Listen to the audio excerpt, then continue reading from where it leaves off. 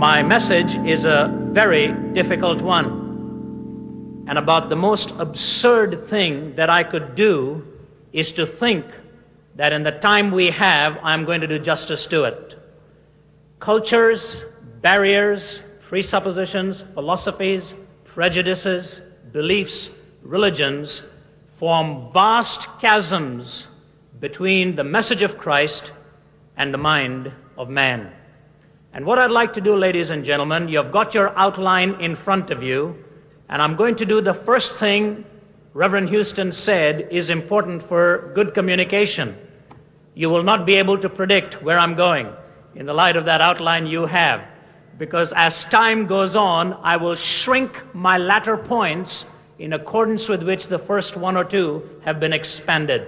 So follow it very carefully, and fortunately you'll be able to read the full manuscript when the compendium is issued.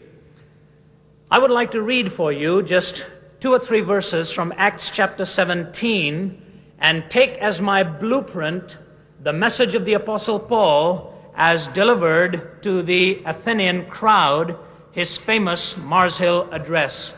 Now, in Athens, Paul was beginning to speak, and it is important to know he was in that stage of his life where he was really a hunted man. He had been in Philippi, where he had been imprisoned. From Philippi, he went to Thessalonica, where he nearly created a riot. From Thessalonica, he went to Berea, where Timothy told him to please move on for a little while. They would try and settle the crowds down. And so Paul came to Athens, and he was waiting for his colleagues to join him. And he began this whole message with a heart that was really stirring up within him. Please look at verse 16 of Acts 17. While Paul was waiting for them in Athens, he was greatly distressed to see that the city was full of idols. Now here's an important verse. So he reasoned in the synagogue with the Jews and the God-fearing Greeks, as well as in the marketplace day by day with those who happened to be there. A group of Epicurean and Stoic philosophers began to dispute with him. Some of them asked, "What is this babbler trying to say?" Others remarked, "He seems to be advocating foreign gods." They said this because Paul was preaching the good news about Jesus and the resurrection. I remember when I was raised in India, many a time seeing this sight take place somewhere in the streets of the city of New Delhi.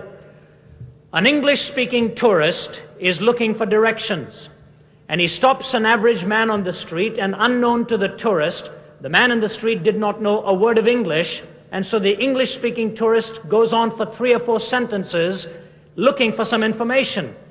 And this confused, non-English-speaking Indian shrugs his shoulders and speaks out the only 2 words he knows in the English language: "No English." At most he will say, "No speak English." What do you think the tourist does? He shouts louder the second time, as if to assume that his volume was going to compensate for the person's illiteracy in the language. Just because I shout louder doesn't mean I am being heard more clearly. And I'm afraid very often in speaking to those of other religions and other cultures, our volume is being used as a substitute for true content and communicating that which needs to be understood. I would like to take basically 3 lessons that I learned from this great Pauline sermon. You need to realize, ladies and gentlemen, that Athens was called the eye of Greece, the mother of arts and eloquence. There were 4 people that had come out of there that had changed the world unalterably. One of the greatest philosophers who ever lived walked its streets. His name was Socrates. His best student was Plato. Plato's best student was Aristotle. Aristotle's best student was Alexander the Great. 4 tremendous personalities: Socrates, Plato, Aristotle, Alexander the Great. And then through the streets of Athens walks this man called Paul, who is now going to proclaim the news of Jesus Christ into these Athenian ears. Please notice the 3 powerful truths we learn from him, and how he communicated in such a hostile and antagonistic audience.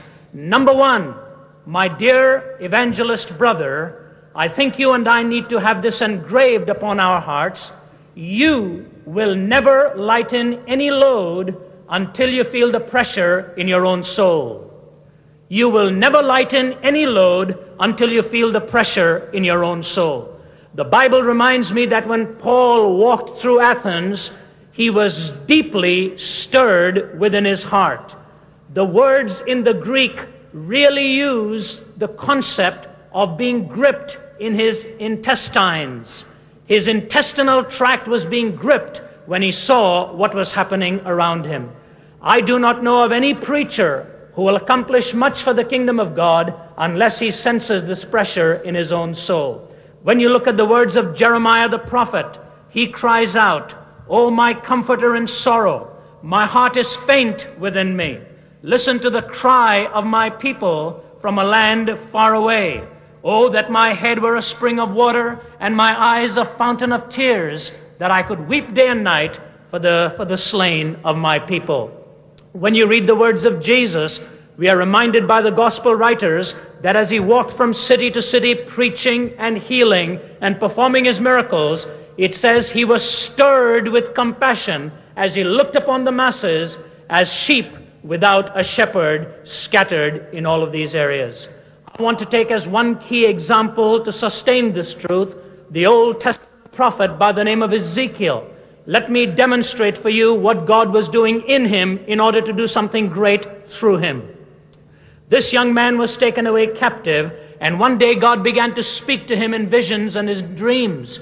Then God said to Ezekiel, "Son of man, would you please lie on your left side for 390 days?" If you were Ezekiel, you would have had the same question he did. Why? Why do I have to lie on my left side for 390 days? And God said, because the northern kingdom has gone into captivity and will remain in captivity for 390 years. Ezekiel, I want you to lie on your left side, one day symbolizing 1 year of captivity. After he had finished that experience, God comes and says to him, I have some good news for you. The good news is you can now get up. The bad news is, would you please flip over to your right side? So Ezekiel moves over to his right side, and then God says to him, now you're going to symbolize the captivity of the south. What do you think was Ezekiel's first question? How long is the south going to be in captivity for? And God said, thrilling news for you, 40 years, lie on your right side for 40 days, one day symbolizing 1 year of captivity. After that was over, God said to him, take a razor and shave your head completely bald. Take the hair in front of you, divide it into 3 lots. Chop up the first, scatter the second into the wind, and take the third part of it and toss it into the flames. Before you do it, take a fraction from each of these portions, tie it at the hem of your garment. Ezekiel said, why do you want me to do this, Lord?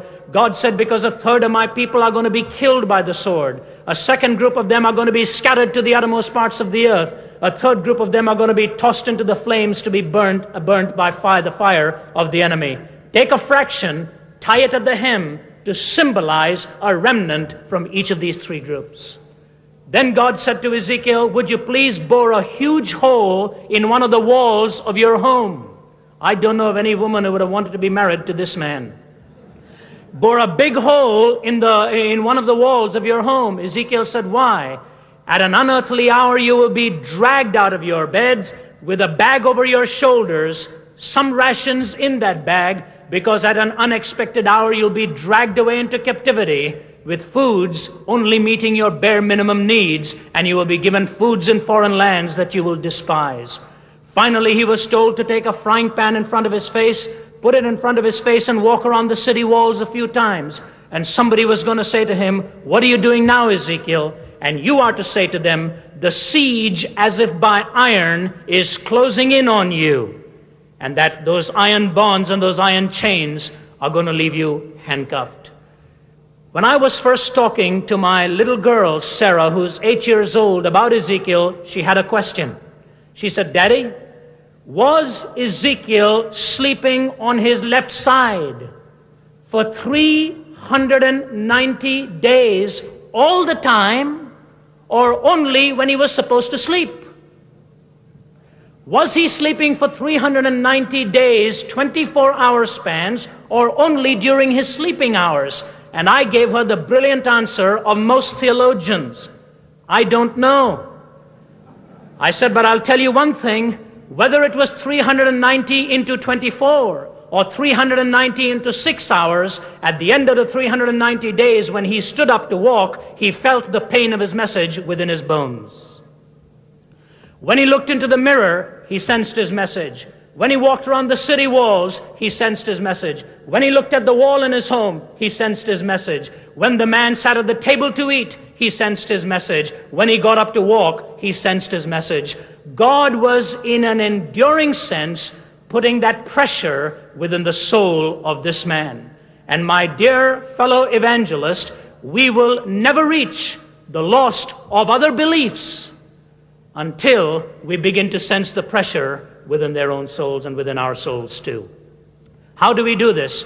My brother Houston so graphically described this. He talked of the concept of seeing, and I would like to compliment that, as I'm sure it was in his mind too, the concept of seeing and hearing in proximity. The concept of seeing and hearing in the presence of the situation. Let me illustrate this. In 1974, I believe, maybe off the mark a little there was a young woman who moved to the city of New York because she wanted to live in a huge city where you could live with some degree of anonymity so that nobody would know too much about you. She was a poor woman, young in her early 20s, and she was living off the government welfare support system. In the part of New York City where she lived, there were nearly 1,000 people living on every floor. It is a massive, massive setting of people, most of whom are not very well to do. A few days after her arrival, she was mercilessly raped. After the woman had been raped, through the trauma in her mind, she decided to fight the case in court. But she was not getting anywhere, and she decided to drop charges and was going to go through and give birth to this baby that was born out of this rapacious act. On a Wednesday morning, she sensed the labor pains in her body. On the Wednesday night, having checked herself into the hospital, she gave birth to that illegitimate child. Sunday morning or Sunday evening, she was discharged from the hospital, although she asked the doctor to please keep her for one more day because she only had $6 in her wallet and would not be able to cash her welfare check till the next day. But there were not sufficient rooms in the hospital, and so she was discharged. She took her baby that was unwell, got into a taxi, and went to her apartment. The taxi fare came to $4, and the taxi driver didn't let her get off until she gave him a $1 tip. This left her with just $1 separating her from poverty. She went into that cold, clammy, unwarmed apartment, and with a sick child and a weakened body, she endured the night. Next morning, she went to cash her welfare check, and she realized the baby was too sick to take out, so she left the baby lying on the floor. There wasn't a stick of furniture in the house. She left the baby lying on the floor, and when she came back, I'm sure some of you have read this, to her shock and horror, it even caused New Yorkers, who are basically immune to most kinds of shock, it even caused New Yorkers to be stunned and wonder how, in one of the commercial capitals of the world, somebody could be so desperately in need. When she opened the door of her apartment, she looked into her room and found out that her dog that had not been fed for 5 days had eaten her baby. 5 days that unfed animal had devoured the child. Do you know, following that incident, there was stunned silence in the city because by their silence, people were speaking volumes. Finally, the silence was broken in words when one of the men in government there said this: how can so much go wrong in one life with nobody be alerted enough to know something is wrong? How can so much go wrong with nobody be alert enough to the fact to know that something is wrong? He said, why are we licensing taxi drivers who are making a living through coercion? Where is the social worker when the victim of a rape is giving birth to a baby? Why are the hospitals so overcrowded that we have to discharge people not ready to leave the hospital premises yet? And to his questions, everybody was only resounding a seconding of the motion. till finally one man broke the silence and he said this. He said, Mr. Moynihan, do you really know what you're asking us? You are asking me why I am not listening to the heart cry of this woman. I want you to know something, sir. I have enough of a struggle in my life coping up with my own heartaches. I don't even have sufficient time to hear the heartaches of my immediate and remote families. Mr. Moynihan, if I had to listen to the heart cry of every citizen in the city of New York, you may as well ask me to listen to the sound of every blade of grass growing and the heartbeat of every squirrel. The noise would be deafening on the other side of silence. You may as well ask me to listen to the sound of every blade of grass growing. He was quoting a well-known poet. You may as well ask me to listen to the sound of every blade of grass growing and the heartbeat of every squirrel. The noise would be deafening on the other side of silence. From here, my wife and I will be going to India, the land of my birth, land of my heritage, the land to which I owe so much. And there are times where I have walked through the streets of Calcutta, through the streets of Delhi, and I see so much want, and I have so much comfort. And yet I have to keep reminding myself that the symbolic want in their material possessions is only a small speck of the massive blob of need in their spiritual dilemma. You and I need to feel that pressure in our souls. That's the first thing I learned from Paul's address at Athens. Secondly, and very importantly, ladies and gentlemen, Paul realizes and communicates this to them as he does to you and me. A rigorous religion can be conceived and nurtured in ignorance. A rigorous religion can be conceived and nurtured in ignorance. Man is incurably religious. We all know that. He paints pictures, builds buildings, carves out statues, writes poems, preaches his messages, pronounces prayers before solemn occasions and so on. And no matter where you go in this world, you see religion. As a matter of fact, Dr. E. Stanley Jones made a very astute comment, having spent most of his life in India. He said this: in the western part of the world, people are asking if there is a God. In the eastern part of the world, the question people are asking is which God to believe in. In the western world, if there is a God. In the eastern world, which part to believe in. But I want you to listen very carefully so you don't misread me. If you misunderstand what I'm saying now, you would have missed the heart of something very important. Paul commended the people for their search. He commended the people for their search. Just like Jesus, speaking to the woman at the well, he lauded her for some of her good characteristics. Just like Jesus used it many, many times in his personal encounter, he commended people for the good that he saw within them. One of the fears I have in certain strands of evangelicalism is we sometimes think it is necessary to so humiliate somebody of a different worldview that unless we destroy everything he holds valuable, we cannot preach to him the gospel of Christ. That's what some of us believe. That's wrong. That's categorically wrong. You see, we need to understand that within the framework of some of their beliefs, not everything they believe is wrong. The total system may end up being wrong, but everything everybody believes is not wrong. Certainly in the major systems I've studied. Dr. W. Cantwell Smith said this, and I consider this very valuable as a professor of world religions. He said this.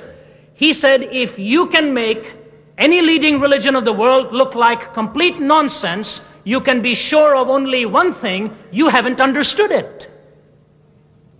If you can make it look like complete nonsense, you can be sure of one thing: you haven't understood it. Now, what am I trying to say? I am not by any means calling for a joining of religions, categorically not. Nor am I detracting from the uniqueness and the singularity and the exclusive way to God through the person of Jesus Christ. I am just saying this: when you are trying to reach somebody, please be sensitive to what it is he holds valuable.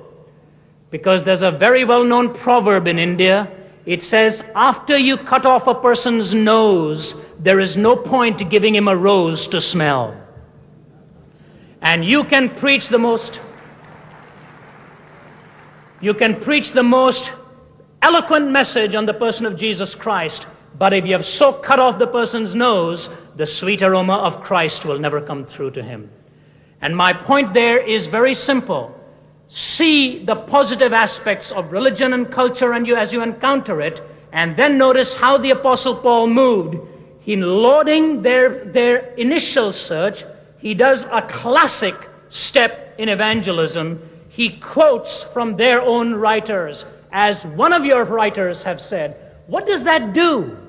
It forces the man to open up within his own assumptions. When you quote what I have said, when you bring to my mind what I believe and you ask me questions about it, you are forcing me to open up within my own assumptions. And then I realized I had better get my belief in order. Let me give you the two perspectives of how diverse and how powerful illustrations can be within cultural frameworks in order to open people up within their own assumptions. I'm racing through this, so please bear with me here. This illustration comes out of India. It is a parable which is so powerful a way of communicating truth. In that particular illustration, the story is told of a young man in one village in love with a girl in another village. He was a good man, she was an evil woman. And he wanted to marry her, but she said, you don't love me the most in this world. There is somebody you love more than me. He said, who is that? She said, you love your mother more than me. He says, don't be a fool. They are two different categories. When I marry you, you will be the one that I will be wedded to. And the story goes on with all of its melodrama in typical Eastern parabolic form until it comes to this. He says to her, what can I do to prove to you you are the number one person in my life? She says, go and kill your mother, take her heart in your hand, and bring it to me as a trophy of my victory. He goes back home, ponders this in his mind, kills his mother, takes the heart in his hand. He's running across the miles to present it to this girl. Running through a wilderness area, he stumbles and falls, and the heart bounces out of his hand. He is on all fours looking for that heart. He can't find it. Finally, when he does, he picks it up, and he's trying to piece it together while he's dusting off his trousers from having taken a spill on the ground there. When he starts dusting his trousers, he seems to hear a voice coming out of the heart saying, son, are you hurt? Son, are you hurt? There is something so splendidly Eastern about this, with all of its aestheticism put side by side with its melodrama, and yet the resulting conclusion that the love of a mother can never be silenced, not even at the hands of a murderous son. Move over to the European scene. The Algerian philosopher Albert Camus, who probably wrote an awful lot about God's non-existence. He wrote pages and pages and pages about the meaninglessness of life, assuming those writings were meaningful, but everything else was meaningless. And in one of his short books, he wrote a story called The Adulterous Woman. He talks of this man who has a wife living in a village, and he says to her, why don't you go with me to the big city today? She says, I really don't like going into big cities. I've lived a sheltered life. I don't want to go out there. He says, why don't you come with me? I'll take you into a nice hotel, sell our diamonds for the day, get that business done, check into a hotel, spend the night, and then we'll be back. So she goes with him. He starts doing his business. He says to her, you stay at this intersection. I'll pick you up at the end of the day. Suddenly, when he is gone, her mind becomes a cauldron, a container of unholy loves. She begins to remember a temptation she'd had as a young girl, a lustful temptation. Now, suddenly, alone in the big city, nobody there to guide her conscience, she is able to fulfill this desire. Looking at all of the men coming in the opposite direction, her mind begins to dwell on indulgence. But something within her says, no, because you'll be caught. Something within her says, yes, I can do it and get away with it. She yields and goes and does it this way. At the end of the day's work, she and her husband go back have dinner, check into the hotel, and while she's lying in bed, she wonders if she still has the opportunity to yield, and this is how she does it then. Her husband is sound asleep, she slips out of the covers, gets changed, goes out into the night, indulges in the lust of the desire she'd had, comes back to the hotel room, gets changed, slips under the covers, husband is still soundly asleep. And then he hears his wife crying, and then sobbing uncontrollably. And as she bursts out crying, he wakes up and says, "What's the matter?" And she says, "Nothing, just nothing." The loneliest moment in life is when you have just experienced that which you thought would deliver the ultimate, and it has let you down.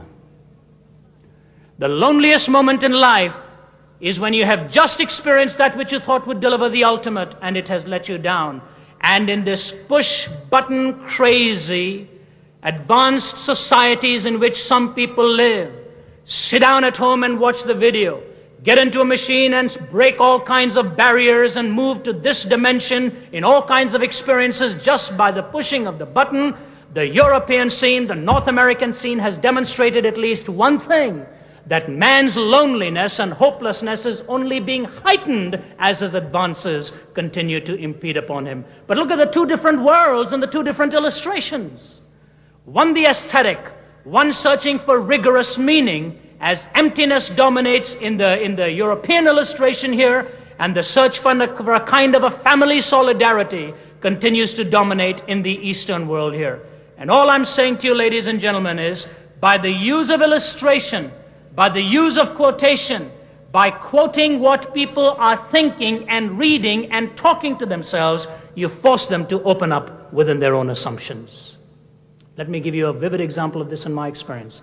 Living as a teenager in Delhi, having listened to a radio program from Ceylon, I wrote the words of this song down, and I think I'm going to quote it to you in its entirety. It is in my original script, but let me just race through it.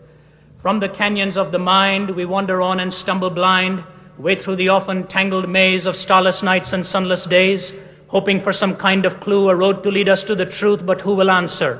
Side by side, two people stand together, vowing hand in hand that love's embedded in their hearts, but soon an empty feeling starts to overwhelm their hollow lives, and if they ask the hows and whys, who will answer?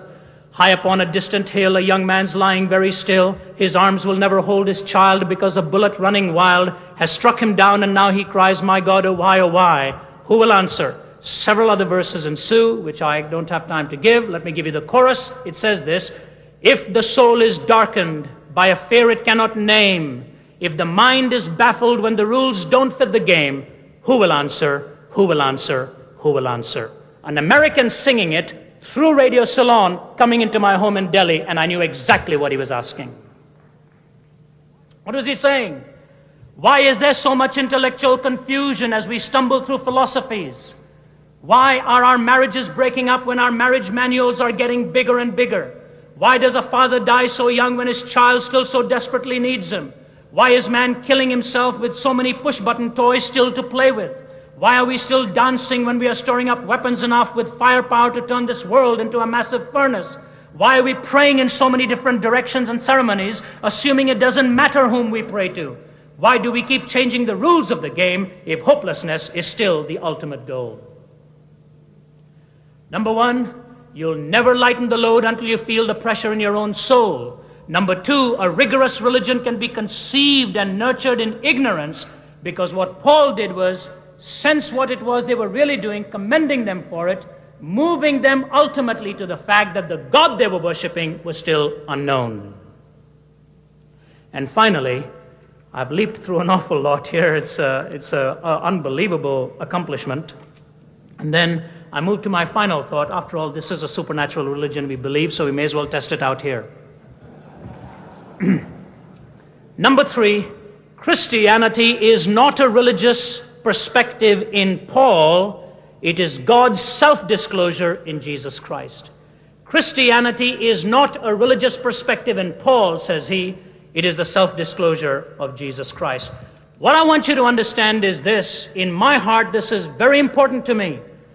Ultimately, people are not really saying, what is the answer? Ultimately, they are saying, who is the answer? What is it that politicians really say that is different? Every time a politician runs for elections, he says the same lines that the incumbent said when he was trying to gain the office. They are basically saying the same thing. What it is the people are doing, the people are not really listening to what they're saying. Maybe they're saying, this man will lead us to the promised land. They're looking not so much for the what, They're looking much more for the who. And my simple conclusion in studying Acts 17 is clear in the fact that what Paul is doing is taking them from where they are in the limited knowledge they have, bringing them ultimately to the point and saying, this God you're searching for, this unknown God amidst all of this darkness, I will tell you who he is. He is Jesus Christ, and I preach this Christ who died for your sins and rose again from the dead. The ultimate answer in the world of Aristotle, Socrates, Plato, Alexander the Great, and every person in this world, the ultimate answer to him is really the person of Jesus Christ. Please hear me now. Please hear me. People say religions are fundamentally the same and superficially different. My proposition is they are superficially the same and fundamentally different. Superficially the same and fundamentally different. What they say about religion, we believe about man. Superficially different, fundamentally the same. That's not true of religion. It's true of you and me, no matter what part of the world we come from. And two things always remain the same: the need of man and the power of God. And so what he really does is goes through his message, and ultimately he presents this. Please follow me now. I'll tie this together. As he presented this in the person of Jesus Christ, he described him in powerful words, captured by one great Scottish thinker. He says this: Jesus was the meekest and the lowliest of all men, but he was so austere that demons fled from him, but he was so meek that little children clung to his presence. Nobody was so half kind towards sinners as Jesus was. Nobody spoke more red-hot, scorching words about sin. He would not break a bruised reed, and his whole life was love. But on one occasion he asked the Pharisees how they expected to escape the condemnation of hell. He was a dreamer of dreams and seer of visions, but for sheer reality he was much more real than any of the self-styled realists of his time. He was a servant of all. He washed the disciples' feet, but when he walked through the temple area there, he sent the money changers scampering over one another because they'd seen the fury in his eyes. He saved others. Himself he did not save at the last. Nowhere in history is there such a blending of opposites in one person. Let me just close with this illustration.